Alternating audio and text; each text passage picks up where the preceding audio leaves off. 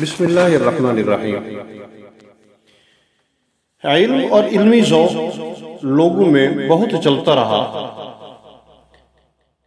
اور اس پر لوگوں نے اپنے علمی ذوق کو نکھارا بھی ہے، لوگوں کے سامنے دکھایا بھی ہے۔ قاضی یعقوب یعنی امام ابو یوسف رحمہ اللہ علیہ اپنے زمانہ طالب علمی میں امام ابو حنیفہ رحمہ اللہ علیہ کے درس میں علمی مذاکرہ میں بلند آواز سے ہمتاً مشغول تھے، تو ان کے چچا ابو طالب چپکے سے ان کو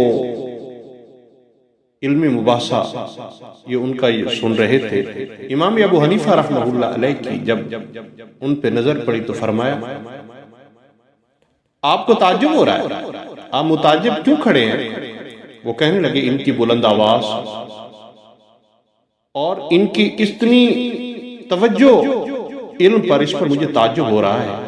آج تیسرا دن ہے کہ انہوں نے اور ان کے عیال و اطفال نے کھانا نہیں کھایا، کچھ پیٹ میں نہیں اتارا۔ زمانہ طالب علم میں کہتے ہیں امام یوسف رحمہ اللہ علیہ کے بیٹے کا انتقال ہو گیا، آپ نے نہ ان کی تدفین و تجہیز میں حصہ لیا اور نہ تکفین میں، صرف اس خوف سے کہ کہیں سبق کا ناغہ نہ ہو جائے۔ یہی امام یوسف رحمہ اللہ علیہ ہے کہ ان پر ایک وقت وہ بھی آیا جب ان کے پاس کچھ نہ رہ گیا تھا، تو اپنے سسرال کی چھپر کی کڑی نکال کر بازار بیچی تاکہ اس کو بیچ کر خوراک کا انتظام کیا جا سکے۔ یہی چیز تھی جس نے پھر امام ابو یوسف رحمہ اللہ علیہ کو وقت کا اتنا بڑا امام بنا دیا۔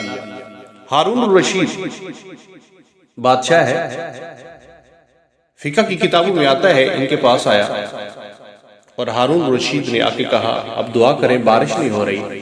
تو امام یوسف رحمہ اللہ علیہ عصر کی نماز کے بعد بیٹھے تھے، قبلہ کی طرف منہ کر کے تسبیح ذکر اذکار کر رہے تھے، تو بڑھے اور کہا، ہارون، آپ کے بیٹے انہوں نے لوگوں کی جائیدادوں کو غصب کیے ہیں، آپ کے بیٹے ان کی جائیدادیں واپس کر دیں، اللہ فضل کا معاملہ فرمائیں گے، رحمت کا معاملہ فرمائیں گے۔